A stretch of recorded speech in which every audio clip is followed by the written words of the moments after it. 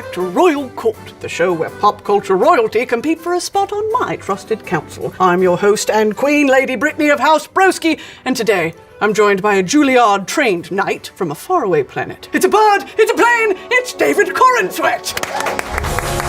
Yes! And thank God you came prepared. I hope you're ready for me to take this incredibly seriously. I am! Finally, somebody. There's too much dilly-dallying and making fun around these parts. It's time for some serious work. Bring back men with weapons. Where's the weapon? Yeah. This is working out better than I thought for sure when I sat down this was going to be in trouble, but it's working out wonderfully. Just like slicing your shoulder blades. I mean, it's doing wonders for my posture, that's for sure. All right, Lord David, are you ready for the trial set before you today? So ready. I've been preparing for this all my life. Without further ado, let the trials begin. I was early, sorry. I tried to sync up with that. Thoughts on the light? It's direct, which I appreciate in a person, and a light. All right. I also love that people get to laugh. That helps so much. Isn't it fantastic? I'm telling you. But I do pay them, so they laugh on cue. That's fine. As long as I don't have to pay them, I'm happy. Spoiler alert, but you've played a main character's dead boyfriend in at least 3 projects. Not only that, I played the same actress's dead boyfriend in 2 different projects. Yes. Cast type once again. I mean, yeah. Any plans to graduate to dead husband anytime soon? Ooh, that's nice of you to say. Yeah, I'll dream bigger next time. All right, shoot for the stars. I'm sure you know what role I'm here to talk to you about, and we can say it together on 3. 1, 2. Jerry Weather. Jerry Weather's better. If I had been quicker, that's what I would have said. Damn! Talk to me about Jerry Weather. Oh, you're asking the right questions. Let's go. Well, have you heard of Hugh Laurie? Yes, I have. Jerry Weather is my channeling of the great Doctor Hugh Laurie. Mr. Well, I really knew him as Worcester before I knew him as Doctor. British? Yeah. Hugh Laurie starred in the fantastic BBC adaptation of Jeeves and Wooster, where he played Wooster, whose housemate. Anyway, we'll go into it later. He and the great Stephen Fry had a wonderful sketch comedy series on the BBC called A Bit of Fry and Laurie. Absolutely addicted to it, by the way. Yeah, really? I had a really intense Stephen Fry phase when I was like 14 years old. Yeah. And I was like, maybe atheism is yeah. Hold on. So I've seen maybe 1 or 2 long time ago. Oh, well, you should, I mean, I think you'd really appreciate it. Revisit? Yeah, it's very good, very watchable. There are 4 series, so sometimes you have to sift through to find like your vibe. Sure. But I loved it all, and then at Juilliard, I did a play the summer after first year with a guy in the class above me, Adam Langdon, and he also turned out to be a huge fan. And so we would just kind of quote it back and forth to each other. Amazing. And then we ended up making our very low budget version, which obviously you would know nothing about. My God, the production value. Thank you so much. And we would just do like 5-minute episodes, 10-second like bad joke sketches, desperately trying to get the attention of Stephen Fry and Hugh Laurie. And did it work? They haven't reached out yet. Maybe this might do the trick. Mm-hmm. The dog actress playing Superman's dog is named Jolene. Yes. And I quote, always trotted onto set to the tune of Dolly's iconic tune. Yes. If you had interest, let me take that one more time. Oh, do you get to do that in this one? Isn't that great? My goodness. We can cut it. Oh, fucking hell. You can take a breath. If you had entrance music, what would it be? Okay, so that's been my answer to if I had a superpower, what would it be? It would be to be followed around by John Williams. Let me take that again. No, leave it in. To be followed around by John Williams music everywhere I go. Amazing. So any of the Star Wars music. I wake up to the Indiana Jones theme, the Raiders of the Lost Ark theme every morning. Thank you. And then my other answer is like a great big band jazz, like big trumpets, a big opening, that kind of thing. Have the cats follow you around? Yeah, I love Nobody? cats. Are you making fun of me? No. You? I'm trying to relate to you on a spiritual level. It's not working. Did you mean like the cool cats, Yeah, the like cool the Rat cats. Packs? Yeah, Yes, thank you, great, thank great, you. yes. Best impression of a dead body? You go first, then I'll go. Oh, just Let's do it. At what stage? How far dead? An hour. You're cold.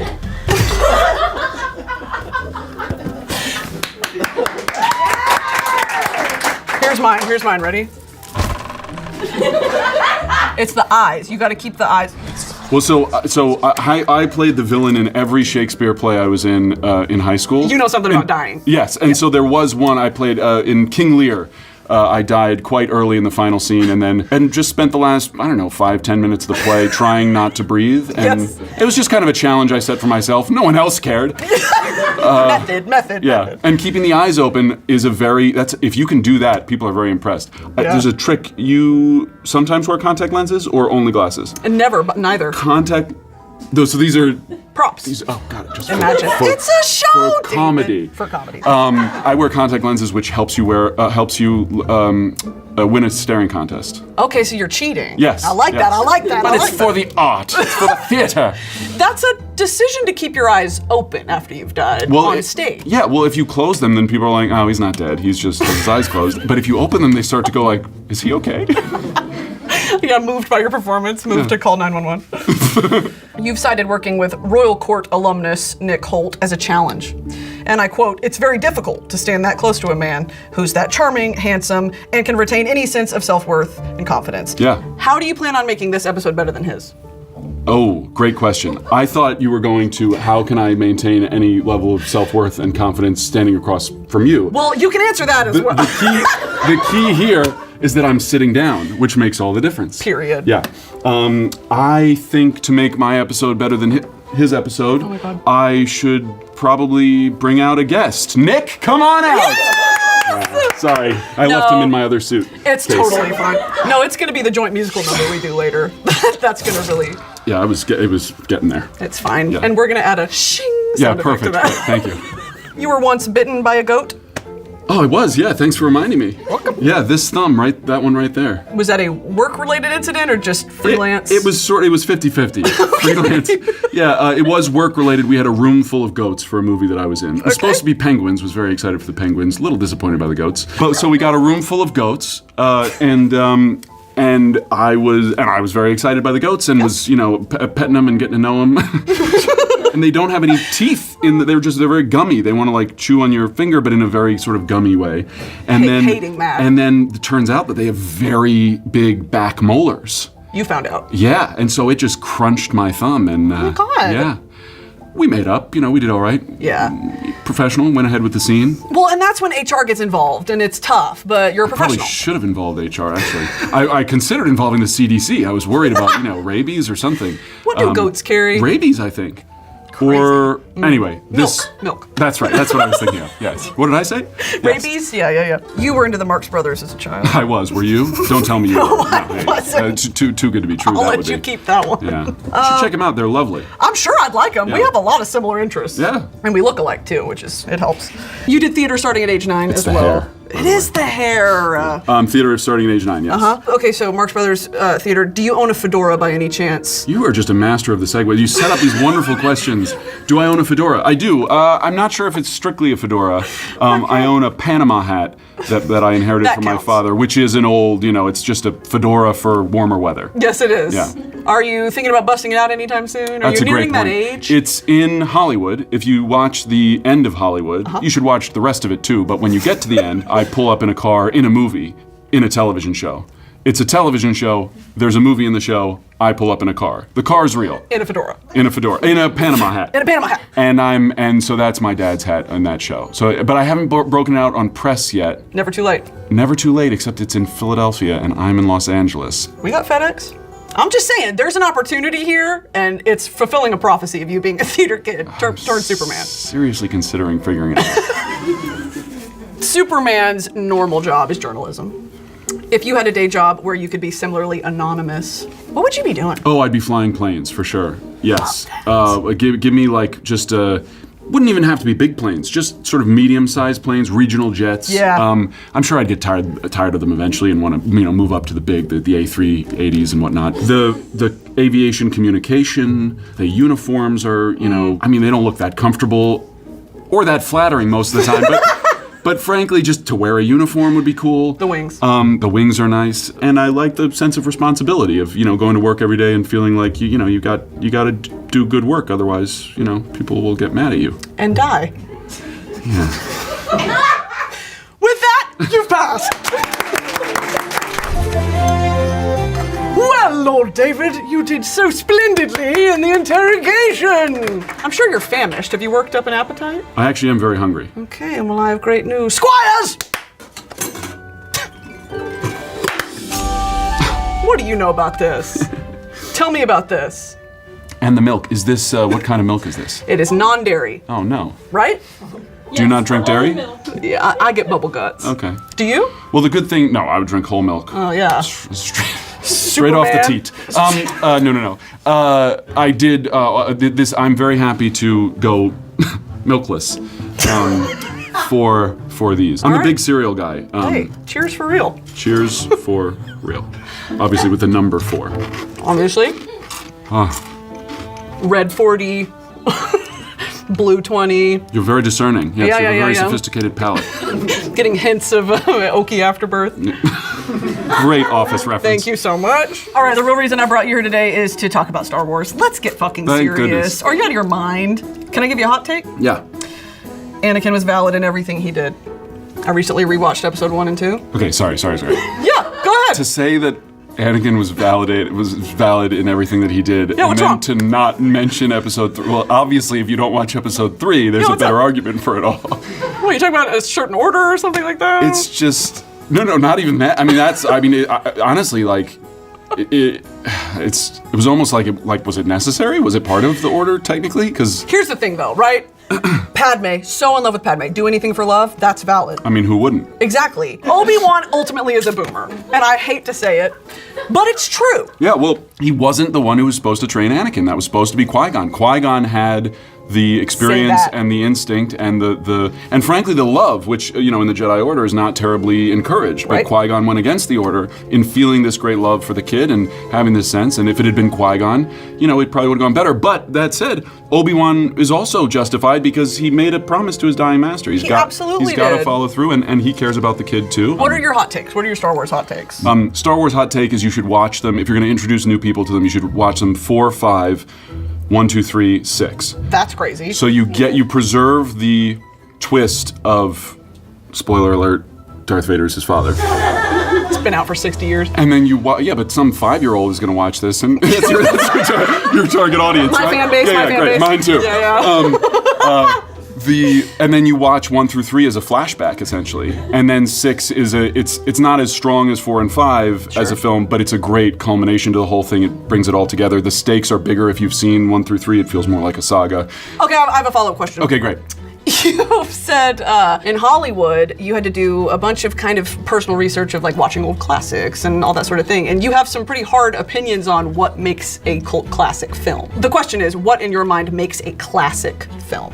Oh. Whether from the 40s, 50s, 60s, or modern day. Well, I think they're objectively, sort of as a word that's useful in common parlance, it basically means a film that has had an impact outsized of its box office or of its, the star that's in it. The film itself becomes a reference. The Princess Bride is a good example where there are plenty of actors in there who people may not know the names of. Of course, I know all of them, but not like one huge movie star where when you think of an actor, you think, oh, Princess Bride is their film. Sure. Ultimately, I think a film that stands being rewatched again and again and through the decades, where there's a timeless aspect to it. Yeah. Yeah. Great answer. Thank you. I've thought about it. I love that. Yeah, do you do much live theater nowadays? Do you find time to go to the theater? I have found occasionally time to go to a live theater, mostly in Philadelphia.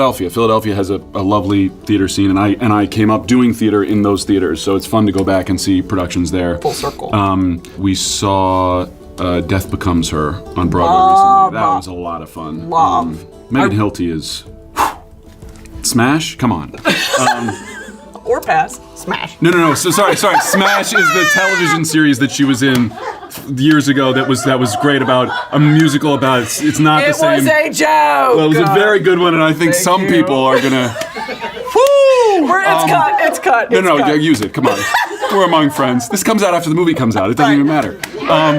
But I don't get to do live theater, but I would like to. I'm not as good as Megan Hilty, but I really like doing it. It's a lot of fun. Tangent. You have a fascination and fixation on proper grammar and syntax. I do. I appreciate good grammar. I appreciate it as well. Thoughts on the word theater and how it should be spelled? I mean, that's just English versus American. It's just over the pond. Exactly. I don't care. Some theaters like to be a little more sophisticated and say, Sorry? yeah, and you get a little more feeling of like your brain reads it as theater. Yeah, Yes, exactly. And otherwise it's, what, are you doing more of that theater? Yeah. Which is good too. Yeah. Theater? That's what that is. Yeah, that's where you have the accent over the A, right? Yes, yeah. yes. Yeah, I don't mind the British spelling of things. There's some confusing U's in certain words. Yeah, some OUs. Not a fan of the OU. Yeah, it's just extra work. Although we do a lot of extra work too in certain circumstances. What's But an I can't example? think of it at the top of my head. Just move on. Moving on. I'm trying to test that Juilliard brain. They didn't like that part of me at Juilliard either. They were not happy about that. Okay, in your movie, The Greatest Hits, the main character can summon the memory. My second outing as Lucy Boynton's dead boyfriend. Yeah, and thank you so much for your participation. Can summon the memory of your character by playing certain songs. Is there a song that would summon you from the dead, summon you anywhere, that that's isn't a good. score? A song that would summon me. So I am literally summoned from the dead every morning by Raiders of the Lost Ark by John Williams, but that's cheating. Okay, so because we were talking about it, it's top of mind. You Know My Name, the theme from Casino Royale. Yeah. That just gets me going. It's good. That's stuff. a great one. Yeah. Yeah, mine would probably be, what's the fucking intro to Dune? That's great. That went very well for you. I was rehearsing back there before you got here. That's the kind of thing, though, no matter how much you rehearse, if you wait 20 minutes before doing it, you don't know where you're going to end up. That was really good. My gosh. Thank you, so guys. Seriously, stop. Woo! Guys. With that, you've passed. Oh. So what's going to happen here is I'm going to ask you questions, and I need you to draw at the same time. Okay? Oh, okay, yeah. It's harder than it seems. No, it seems pretty hard. Okay, Lord David, as you prepare your family crest. Wait, how long do I have? As long as you need. I've got great these are the serious questions, all right? No more fun. So I won't rush through this. No, you don't have to. Okay. Pumpkin? You. Sorry, I wasn't calling you Pumpkin. Yes! Strange. You rang? Strange array of colors you have here. Yeah, and I like how none of them are sorted, and I'm just like, y'all need to figure it out over there. Okay. Sorry, you were saying Pumpkin. Here we go.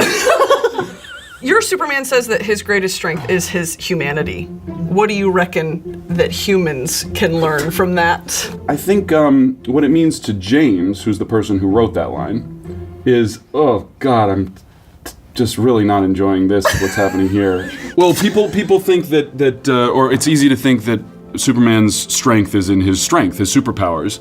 And I think that is objectively true, that is what sets him apart in this way that makes him this character and not just, a normal person.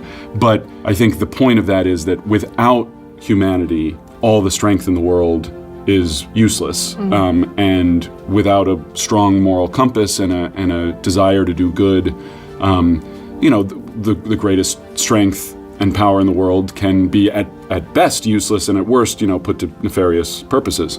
I think Superman's greatest strength is the fact that he is willing to take on the responsibilities that he does take on. And I think that's also human beings' greatest strength. I think it's when we are most attracted to human beings is when we see them taking on great challenges and taking on great responsibility. Even just the everyday tragedies that happen around the world, just people getting sick and people getting injured, let alone when there are big tragedies that sort of combine all of that into one big experience. What did Mr. Rogers' mom always say of look for the helpers? There is this thing where obviously our vulnerability and our fragility is part of what makes us human, and our awareness of that. And the response to that being people who are willing to come in and help and put their own lives at risk for strangers, essentially. I think that spirit is the most uplifting thing we have as human beings. Yeah. And it's one of the things that sets us apart and sets people apart when they're willing to do that, when others aren't. And ultimately, with all of his awesome superpowers, I think the greatest thing about Superman is that he loves taking on that responsibility. He never feels that it's a burden. He never feels that it's thrust upon him. Yeah. He is so grateful that he can be the one to say, I'll take care of that. I'll come in, I'll make a difference. Put it on my shoulders. If I screw up, at least it's on me. Very well, beautifully said. I think completely gorgeous. You're a theater kid, theater adult, into professional movie star. I want to know, is there still this through line through everything that you do, every project you take on, that you remind yourself, like, this is what I'm talking about? Like that element of performing or of bringing a story to life. What is that through line for you? Or does it shift depending on the medium that you're doing? I think it's the same thing, and it comes in three phases. The phase of